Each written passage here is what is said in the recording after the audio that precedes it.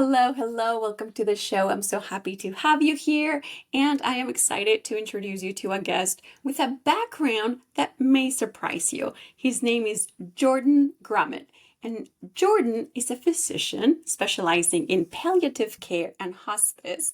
But in addition to that, he's an author, a writer, and he also knows a lot about personal finance. And on top of it, he has been coaching people on the topic of purpose. So he knows about purpose, legacy, hospice, palliative care, medicine, and finance. And he's going to tell us a little bit more about his book, The Purpose Code. So, Jordan, it's such a pleasure to have you here. Welcome to the show. Carolina, it's so good to be here with you. So, I'm very curious about your journey, and you talk about it in your books. But, Jordan, what brought you here to this point today? What, out of everything you've done in your life, that impressive journey, what would you say are those big moments that brought you here? Well, I think it started with the death of my father. When I was 7 years old, he was 40 and he was a physician. He was rounding at the hospital. He got a sudden headache and he collapsed and died. He had a brain aneurysm, a blood vessel that burst. And being a 7-year-old, I thought that everything happened to the world because of me. I looked at it through a very selfish lens because that's what 7-year-olds do. And so I thought I must have done something wrong. I wasn't enough. I didn't behave well enough. I wasn't a good enough kid. And that sent me off on a journey to actually become a doctor like him because I figured I could cosmically fix the world if I just walked in his footsteps, became a doctor, saved the world, then everything would be okay. And I followed that journey. It became my version of purpose. It was the only thing I ever wanted to do with my life. And it felt very full until one day I was a practicing physician. And instead of feeling like it was my purpose anymore, I felt burnt out and tired and exhausted. My way out of that was personal finance. The day I realized, well, if I can make enough money, I can stop working and get away from this thing that was burning me out. I eventually got there and realized that that didn't necessarily fix things when it came to purpose and identity and who I wanted to be. It eventually led to blogging, podcasting, talking about personal finances, but also doing the one thing in medicine I loved, which was hospice and palliative care, helping the terminally ill and the dying. It was the one part of my job I'd do even if you weren't paying me for it. So I knew it was very purposeful for me. Interestingly enough, talking about dying patients and talking also about money led me to think just deeply about purpose and why we do the things we do. Wow. What a journey, and thanks for starting with that. And what about hospice and palliative care moves you so much, the way you speak about it? What about it is so meaningful relative to the rest of medicine that didn't seem to resonate with you? Well, hospice and palliative care are kind of magical because it's the one time we as caregivers can do nothing but help patients. So you have to imagine when someone ends up on hospice, especially, they've been told, quote unquote, there's nothing we can do for you. And we get to come in as hospice providers and say, no, no, no, there's plenty of things we can do for you. We can take care of your pain. We can make sure you're in the place you want to be. We can help you get your life in order in preparation.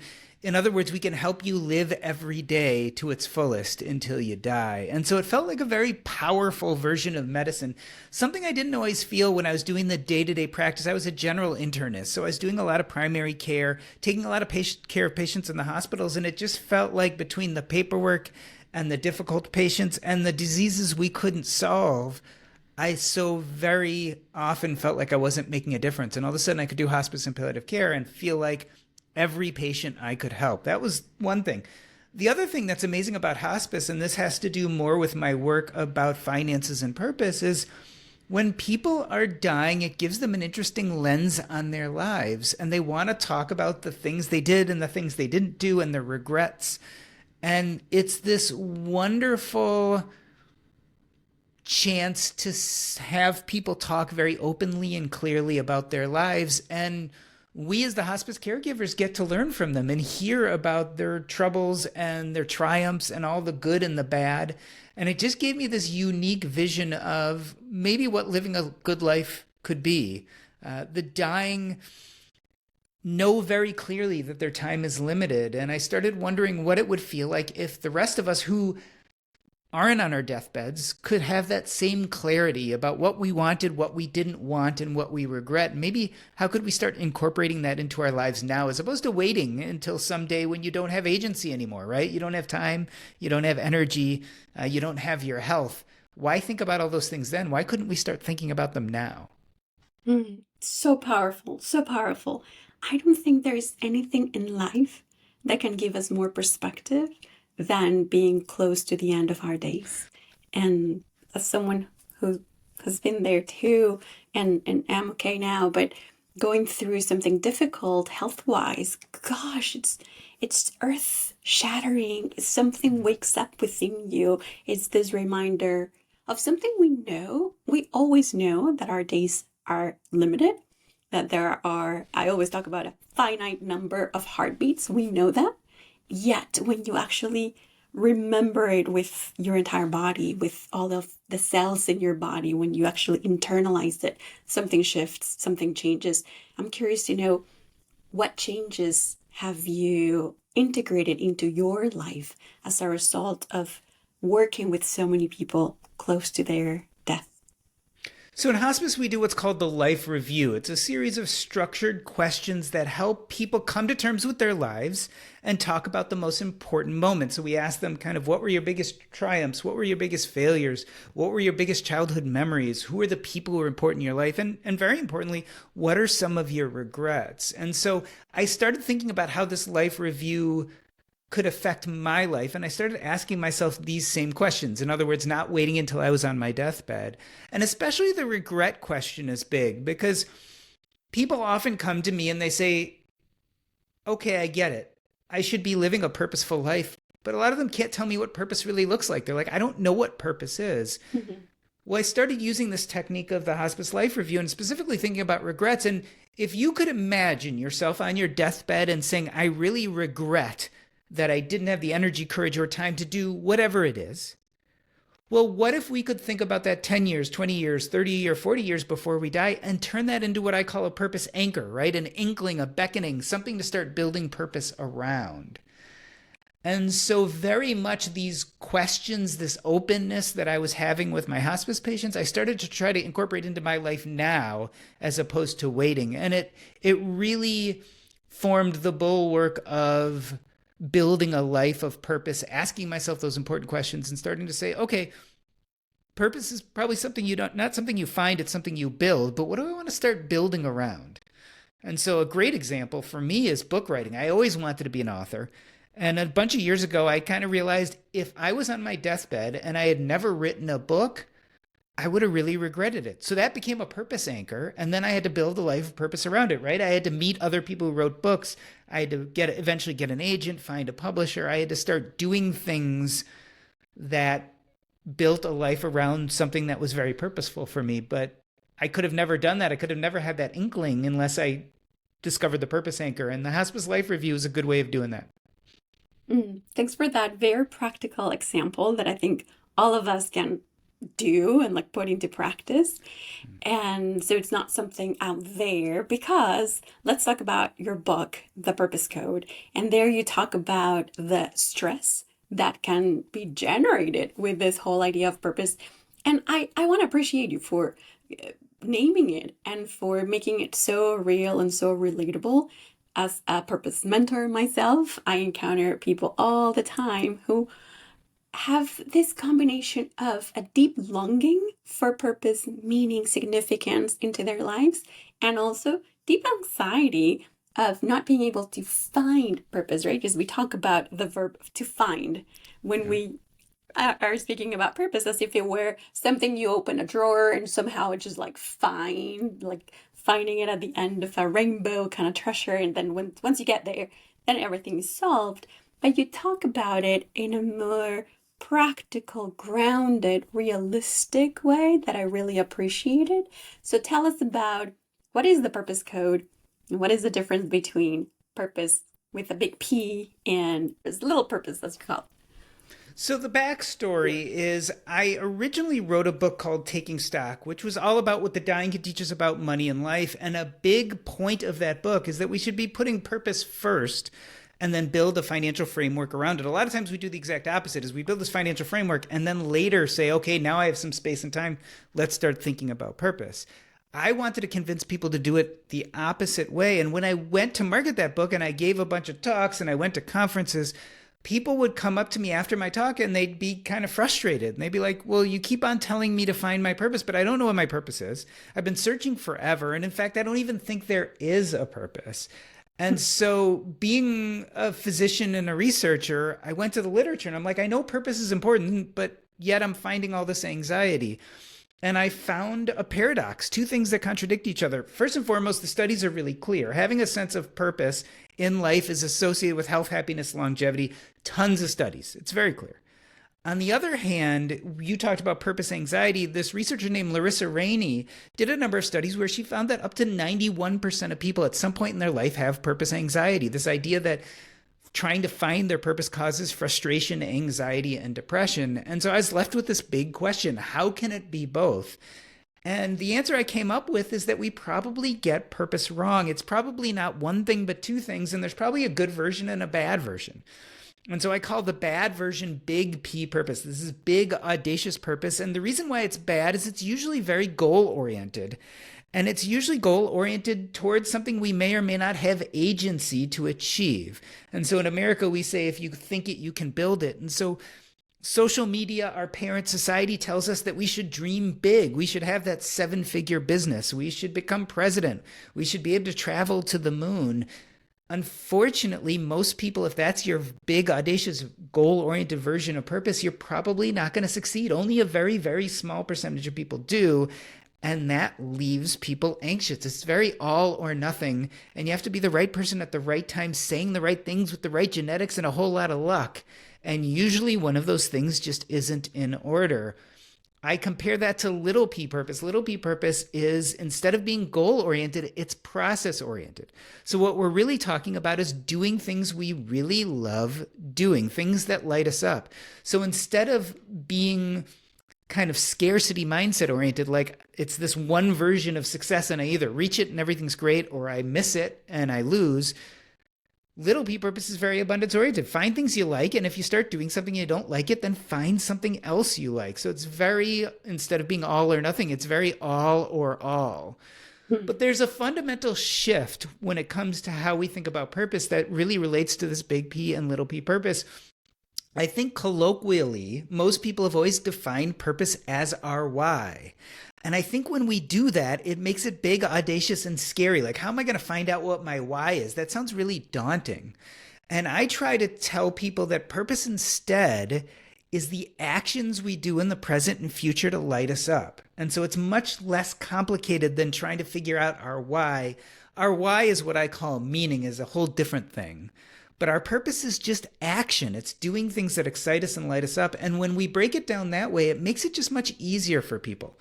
And so if we want to decrease the anxiety, we have to help people understand that purpose is palpable. It's straightforward. It's in front of us. It's abundant. And that's why I kind of broke it out into big P purpose, little p purpose, and spend a lot of time trying to help people find their little p purpose. But what about for those people who do have big, audacious goals and want to have a big ripple effect into the world and help and change the world? What about that big P? What would you say? So there are a few things about that. First and foremost, I don't think you have to stay away from goals. Okay. So I think you can have little p purpose with big, audacious goals. I always give the example. I'm a podcaster and I love podcasting.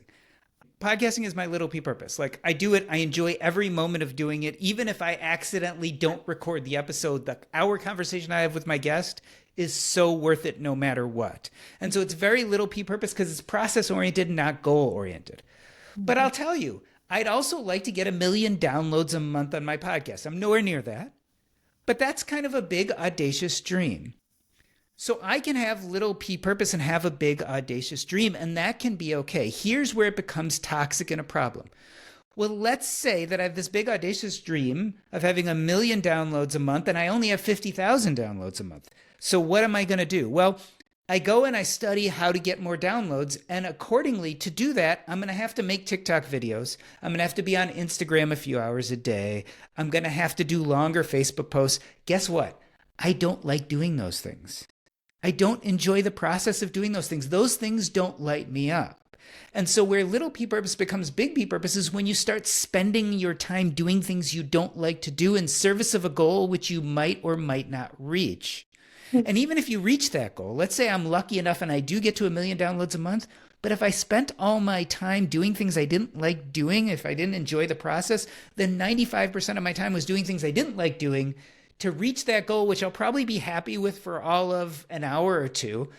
And then I'll either be petrified that I'm going to lose my 1 million downloads, so I have to double down and do more, or I'll set a higher goal and say, now I need 2 million downloads a month. But either way, that doesn't sound really exciting or joyful. It sounds more anxiety provoking. But you do ask a really important question, and it's about impact and legacy. A lot of people say, well, your version of purpose, little p purpose, sounds a little selfish. Like, that's great for you, but I want to change the world. I get this question all the time, and I'm going to give you a long answer, but I think it's important. Please. Whenever anyone does that, I bring up my maternal grandfather. My maternal grandfather had a great version of little p purpose. He loved math. And because he loved math, he became an accountant. And back in the 1950s, when my mom was a little girl, my maternal grandfather would sit her on his lap and he would take his big spreadsheets, because he was an accountant. They didn't have computers back then. So he would have basically these grids where he'd use a pencil and write in all the numbers. And he would explain to her what he was doing. And he was very joyful doing this. So my mom did what little kids do. She tried on that identity. She decided that she liked math, and math became her little p purpose too. And believe it or not, she also became an accountant.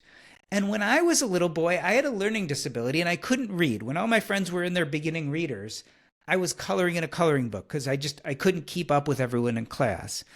I would have felt lost, like school wasn't for me and I just wasn't as good as my peers. But there was one thing. You see, I, like my mom, loved math, and I had seen her enjoying math, and she had become a CPA, so I developed excitement about it. So even though I was at the back of the class when it came to reading, I was at the top of the class when it came to math. And because of that, I had enough confidence to eventually overcome my learning disability. I became a doctor, a highly mathematical field. And one day, when I was at the beginning of my career, I was seeing a patient in the hospital, and he kept on getting admitted. This young man kept on getting admitted with severe dehydration at death's doorstep. And we'd make him better, and he'd leave, and he'd come back.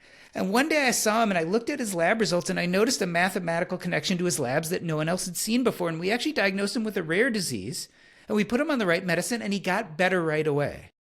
Here's the thing. That guy, who didn't die because of my love of math, was actually a rabbi at a local synagogue, and he took in homeless people. Like, if you had a problem, you would run away from home, you needed help, he would take in local kids, he would give them shelter, he'd get them connected to social services. If they were old enough, he'd get them a job.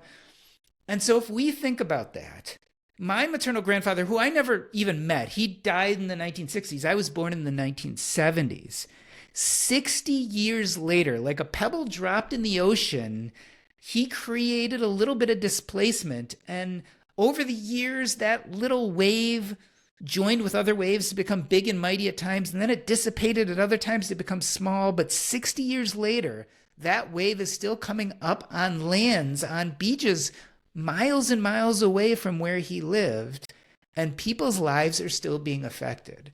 And so, yes, you can do little p purpose, and it can feel selfish, and you can think that you're not changing the world. But when you do things that light you up, you affect the people around you. And I think if you truly want impact and legacy, instead of saying, I'm going to do this to have impact and legacy, I think we have to do things that truly light us up, that make us feel really intentional.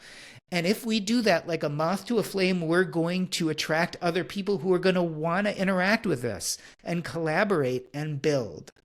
And so I think that's the surest way to have impact and legacy. Do things that you love, and you'll change the world. I could envision every single aspect of the story you were just sharing, and it felt like a movie, like I was part of it. It's beautiful, and you're so right about the impact we have when we are connected. I talk about alignment to this, right?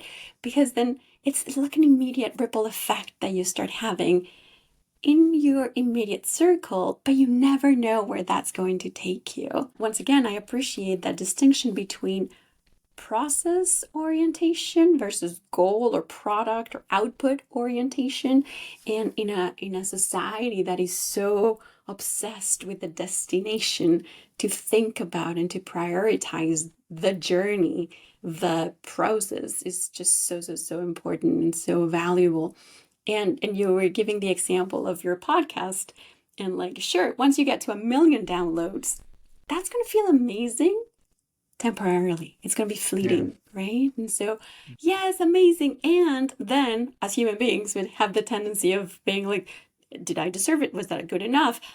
So now what do? I need to double down. Do I need to hire more people? And if all of a sudden, the joy, the celebration is so temporary and it goes away so quickly. And then it's on to the next thing and on to the next one and on to the next one, without it being enough. And sure, there is that component, as you were saying, the component of like, sure, we want big goals, we want to have an impact, we want to enjoy it, we want to reach people if that's what we want. But just the reminder that the process is just so much more important. I talk about purpose as an evolving, ongoing process. It's the journey itself. And if you don't enjoy the process, what happens? Burnout. We Yes. have an epidemic of burnout in the workplace in corporate America, certainly in hospitals and residency programs, right? I'm a physician, so we have tons of burnout in medicine. Yeah. Burnout to me is unrealized big P purpose, big audacious goals that either it exhausts us to get there or we never get there. Yeah. And both of those things lead to burnout. On the other hand, when you are process oriented and love what you do, like I love doing hospice work, it's just much less likely that I'm going to burn out doing that.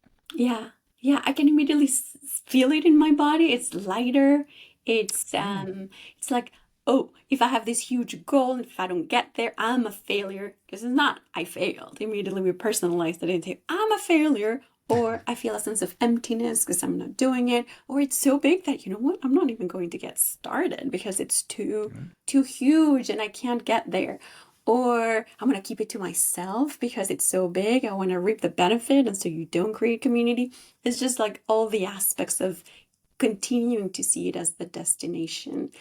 And it's rare, Jordan, that I talk about purpose with a physician. And so I would regret it if I didn't ask you about the physiological benefits of connecting and aligning with our purpose. What's your take on that? Well, the data is incredibly clear. They've done studies about having a sense of purpose in life, and they've found that people have less heart attacks, less strokes, they live longer, they feel happier. Basically, if I could find a pill that worked as well as purpose, we would give it to all of our patients. And so there is no question that having a sense of purpose is important. And I get this from a lot of people who are like, I'm tired of looking for purpose. Why even bother? And so the answer is why bother is it's good for you. More importantly, so there are lots of studies about purpose. But the truth of the matter is what we're really asking is how do we be happy, right? Because ultimately, we want to pursue purpose because we want to live a connected life and where we live happy. And there's some really good data on happiness. One of the best studies is the Harvard Developmental Health Study, the Harvard Adult Developmental Health Study, started in like the early 1900s, took a bunch of Harvard students, followed them, then eventually followed their families, then a bunch of controls from the Boston area, did questionnaires every 2 years. Eventually, as the study went on, they started doing lab tests and MRIs and EEGs. And at the end of 80 years, they asked a really big, important question: what makes people happy? And when they did this, they found it wasn't career, and it wasn't money, and it wasn't achievements. It was interpersonal connections. It was the people and the connectedness that made people happy. And so you're listening to me going, well, wait, you just talked about purpose and now you're talking about connections. Well, here's the thing. I think little p purpose connects you to other people. Again, I think when you do things that light you up, you can't but help connect to other people because they see you being your best self and they want to get involved. And if they're into the things you're into, if they know more than you, they want to teach you. And if they know less than you, they want to learn from you. And if they know the same amount of you, they want to collaborate and build and create. And I think this is really, so purpose is this great conduit to interpersonal connections. And I think that's why it's so healthy. That's why it brings on the happiness, is because it connects us to other people. And so we know the benefits intellectually, all the research out there. I think we know the benefits experientially. I think everybody listening to this probably has had at least one example of a moment where you felt aligned with something larger, aligned with your joy, aligned with, we're in a state of flow. We love talking about that, right? When you are so immersed in an activity, you lose track of time and you're really filled with enthusiasm, motivation, joy. So if we've all been there, we know the benefits, intellectually, all the research. Why is it that it is so hard to prioritize? Or what is it that makes it complex that people sometimes give up on seeking that alignment to purpose or seeking the process that would bring more purpose and meaning into their lives? What's there? What are some of the obstacles you've encountered the most? So first and foremost, I think the biggest problem with purpose is it's so ephemeral that people don't really know how to define it. They often think of it as their why, so it's very high stakes. And so it's really easy to ignore it. Like I came up in the personal finance world and we talk a lot about financial independence. And when I first learned about personal finances, things like investing and saving and all that was incredibly scary. And it was like this black box and I didn't understand and I couldn't wrap my head around it. And then I read a bunch of books and talked to a bunch of people and listened to a bunch of podcasts and it became really crystal clear. But I had to do the work. I think we have the same problem with purpose. I think for a lot of people, purpose just seems like such this big ephemeral thing that you can't grab onto.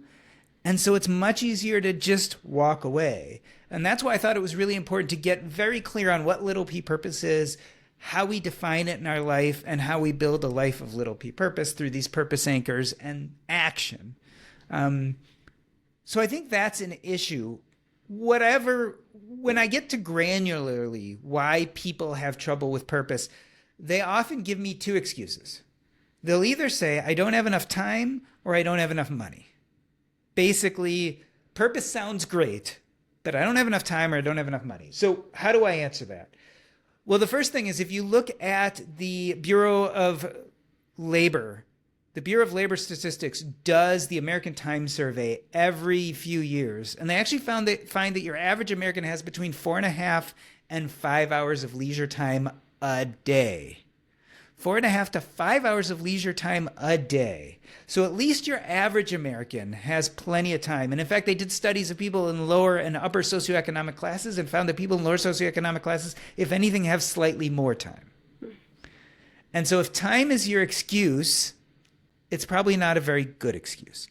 So then the other excuse everyone has is money. And they look at me and they say, well, you're privileged. You're a physician. You saved all sorts of money. You understand personal finance. So it's easy for you to pursue your purpose. But I'm working 8 to 6 every day, 5 days a week. I don't have the money. And so the way I answer that is I say, well, it is true. Money is a great tool in order to live a life of purpose, right? If you have a lot of money, you can do a lot of things. But it's not the only tool. And a lot of times we have other tools that also allow us to live a life of purpose. So money is a great one, but you might have your youth, you might have your energy, you might have your passions, you might have your community. There are all sorts of other things you have that are also great tools. So if you're 22 years old, just got out of college, can't find a good job, you're working at 8 to 6, you're barely making enough money to pay the bills and to eat. And you're like, I don't have enough money. I would say, yeah, but you're 22. You probably have a lot more energy than I am. I'm 52. You're probably not married yet. You probably don't have kids yet. You might not have a mortgage yet. And so maybe on the weekend, you can start building some purpose into your life. Spend a few hours doing something exciting that fills you up. Maybe even turn it into a side hustle, right? Maybe start a business around that thing you really enjoy. And at the end of 6 months, if all you did was spent a few hours doing something you enjoyed, boom, you built purpose into your life. So you did it, right? On the other hand, if you also make a little money doing that, maybe you can cut down on the 8 to 6 and turn it into a 9 to 5. Or maybe you can work 4 days a week instead of 5. And now you have even more space and more time to start building purpose into your life. So I don't think it's time. I don't think it's money. I think it's often courage. I think a lot of people, it's just a courage issue. It takes a lot of courage to really try to figure out who you want to be and what you want to do in life and then pursue it. Hmm. Hmm. And I'm glad you bring up the topic of privilege. That's one that I come across very frequently. And once again, I think it's because we're thinking about that big P, something huge, radical, like I want to have to quit my job and do something completely different. Therefore, I cannot do it. And only the privileged would be able to quit and do something completely different. But tell us how little p can help with that. I'm thinking a single mother who works 2 shifts and does not like her job but needs to put food on the table and is not part of that percentage of people with extra time and has 2 kids and has to provide for the kids and take care of them. um, what would you say to someone like that? I think there are two things I'd say. First and foremost, I would reiterate how important purpose is. So let's say you are that mother, single mother, 2 jobs, very little time, incredibly busy. We model behavior for our children, and our children live and learn from us. Mm. And so if you are modeling to your children that you don't have time for purpose and you don't do things that light you up, and that's not what life looks like, they're going to grow up thinking that they also can't pursue purpose, that they can't do things that light them up, that that's a privilege, and that's a privilege that they're not allowed to have. And so I think it's really important to even think, even if you just build a tiny bit of purpose in your life, this little p purpose, if you truly want your kids to have permission to live purposeful lives where they give themselves permission to do things that light them up and they enjoy, they have to see you doing it. Just like I had to see my mom who loved math, who saw her grandfather who loved math. It's the same idea. So that's first and foremost. The second is, again, I think we can scale our version of purposeful activities to our time. So if you are incredibly busy, I'm not saying spend 5 hours a day doing something purposeful. I'm saying read a novel for fun for 20 minutes on a Sunday. I'm saying instead of taking your kids to something they want to do, take your kids to something you want to do. Take your kids to the opera. Take your kids to the local playhouse. If that's something that lights you up, take that time where you'd be caregiving and let them see you doing something that brings out passion in you. It doesn't have to be huge. It doesn't have to be tons of hours a week. Start building these little things into your life. How do we live a more purposeful life? We either add in purposeful activities or get rid of other activities we don't like, right? And fill them with things we do. Not everyone can get rid of things. Like maybe you can't get rid of your job. Maybe you can't get rid of your childcare requirements. Maybe you can't get rid of a lot of things. Then it's incumbent to at least add in a little purposeful activity, something small. Find an interesting way to bring it into your life. Believe it or not, one of your strongest safeguards against burnout and one of your best abilities to have career longevity is going to be your ability to find purposeful activities and things that light you up, either within work if you're lucky, but if you're not lucky about having that within work, finding it outside of work. Mm-hmm. That's going to sustain you when you're going to that job you don't love. But here's something I found. People who develop a deeper sense of little p purpose outside of work often find ways to bring it into the workplace. I'm going to think you probably did this. I did. I'm going to think you started in corporate America, and over time you developed some little p purpose around the idea of purpose and workplace wellness. And my bet is that wasn't part of your career to begin with, but when you developed a sense of purpose around that, it slowly started creeping into the workplace for you. And I think there are a lot of people like that. So I would tell that single parent, find things that light you up, pursue them in whatever little way you can outside of work. And believe it or not, over long periods of time, right? We're not talking days or weeks, but we're talking about years. You might actually find a way to bring that purpose into your life, into your work life. And all of a sudden, you're not dreading work as much either. Yeah. Yeah. Appreciate that diversification of sources of meaning and purpose and joy. Yeah. One, two, opening up as much space as we can, understanding different circumstances for different people. And I really appreciated what you said about the example, the energy you bring to your family, to your friends, to your environment when you are in alignment, when you are doing, even if it's just a little bit on the weekends in the evening, but just that it's like you're prioritizing yourself, and that has an immediate effect on what you do. And the reminder that purpose does not have to be related to job. Job work can be one of the sources of purpose, but certainly not the only one. And I think that's a big misconception. And talking about work, and you've part of what you do is finances, and you became a financial expert. And I'm curious to learn a little bit more about maybe like the big recommendation or advice that you give to friends as it relates to the intersection between financial abundance and purpose. What are some of the trends? What are you seeing when it comes to being financially independent and abundant? I came to the personal finance world out of necessity. I was burned out in medicine and was looking for a way out, and got lucky enough to be introduced to a book by a guy named Jim Daly, a physician who wrote a book about physician personal finance that taught me all about financial independence. What was amazing about that is it gave me the vocabulary and the knowledge to try to figure out how to get my finances in order so I could live the life I wanted to live. And the surprising thing is it actually was fairly straightforward. And I think a lot of people miss this.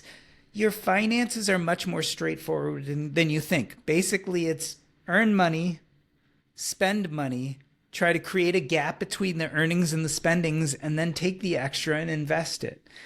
And wash, rinse, repeat, and do that over and over again. And this beautiful thing called compounding over time, when you invest money, it grows exponentially. And you can get to a point where you have enough money that you have a little bit more control over your life. What I think the big trend about money and life, again, is to realize that money is not a goal. Like, our goal in life shouldn't be to make it to $1 million or even to be financially independent. Money is a tool to start living the life we want to live. So the first and foremost is I think we have to start deciding who we want to be. So in my first book, Taking Stock, I talked a lot about really the first thing we need to do is develop a sense of purpose, identity, and connections. And then we need to build a framework or financial independence around that. And so what I always tell people is you want to be good with money? Well, let's first think about who we want to be and what kind of life we want to live. And once we have an inkling of what that looks like, then I can talk to you about the nuts and bolts of how we can go about building a financial framework that actually supports that. But I think the biggest trend is to realize that money is only as good as that it is a tool that you can use to live the life you want to live. And so the big question is not even a financial question. The big question is, what is the life you want to live? And then let's talk about how we can get your finances in order to help you live that life. Very practical. Again, thank you. So looking into the future, I'm curious to know what's coming, what's cooking. Are you thinking about something? Are you absolutely enjoying your big P, I'll name, that you've accomplished, your little P that you get to do every day? What's next for you? So my plan about 10 years ago, well, maybe about 5 years ago, was to write books for the next 10 years because I really, really love writing. And what's been really wonderful about book writing is after writing a book and marketing it and having all sorts of conversations about it, it usually leads to my next topic. So my first topic was talking about what the dying could teach us about money and life. That led me to speaking about purpose. And after talking about purpose all this time and doing a lot of purpose coaching, I found that maybe 50% of people don't actually have a purpose problem. They have what I would call a meaning problem. And so I draw a strict line between the difference between meaning and purpose. Meaning, in my opinion, is about the past, and it's all about the stories we tell ourselves about ourselves. So it's very cognitive, right? So happy people tend to tell themselves a heroic story about their past, right? They had the trauma, they had troubles, they had issues, but they were heroically able to overcome them. And therefore, it was a journey to enough where they eventually were enough. And so those people tend to happily move into the present and future, feeling like they're enough and that life was good in the past, so it'll continue to be good in the future. Unhappy people tend to tell themselves a victim story about their past. So they see that they had these traumas, these problems, they felt like they were thwarted. They feel like they'll continue to be thwarted in the present and future, and so they never felt like they were enough. And so that's meaning. It's our cognitive understanding of the past. Purpose is about our present and future and about actions. And so we need both to be happy. We need a good sense of meaning so that we feel like we're enough. And then we can joyfully move into the present and future and do things that light us up. The problem is, and I see this especially in our overachieving world, a lot of people move straight to purpose without dealing with meaning. So what happens is they have the traumas, the worries, the issues. They don't feel enough in their past and they don't address that. Instead, they're like, well, I'm going to build a business. So the minute I build that 7-figure business, I'll feel enough and I'll be happy. And then they go dutifully build that 7-figure business and they find that they're still not happy. And so it's on to the next thing. Well, I built a 7-figure business. Now I have to have 2 7-figure businesses, et cetera, et cetera. They get on what I call the achievement treadmill. They keep on trying to achieve because they have this hole of not feeling enough. And they feel like if they can just fill that hole with achievements, everything will be okay. And it generally is not. We see this a lot in pop culture. 2 great examples, Steve Jobs and Elon Musk. 2 people who have achieved more than most by far, made more money than most by far. But if you ask most of their friends and family, they'll say they're not particularly happy people or have shown signs of not being happy. They've had many, many biographies written about them. They're great examples of people who are trying to purpose their way to enough. Whereas I think if you really looked back at their stories or talked to them, or with Steve Jobs, again, we know a lot about him being adopted and this sense of not feeling enough for those reasons. It's been written about pretty extensively. A lot of people have a meaning problem. So my next book is hopefully going to be about meaning. I'm in the process of writing my book proposal now. I cannot wait to read it, to learn more about it. I'm going to sit with that distinction between meaning and purpose. I frequently talk about significance and how when events happen in our life, we can re-signify them. And that moves us into, it's both a cognitive, but also an experiential and emotional understanding of, Mm-hmm. oh, I kind of like, I get why this happened. This is what I learned, and I can move forward. So I really like the taking from the past, bringing it into the present, and then based on this, who do I want to become? How do I want to share this? So many people, the wounded healers, right? So like this happened to me, I don't want it to happen to other people, or I want to help other people. That's just so frequent, and I completely see the connection. So I'll be very excited to continue to follow you and your work and to read more about it. Is there anything, Dr. G, is there anything that I didn't ask you that you would like to share with everyone watching or listening? I just want to leave people with the thought that purpose is abundant. It's out there. It's easy. You just have to kind of understand what your purpose anchors are in life and then start building a life of purpose around it. I think for so long it's felt so scarce. And so I think I'd just like to leave everyone with this idea of abundance. It's out there waiting for you. Yeah, 100%.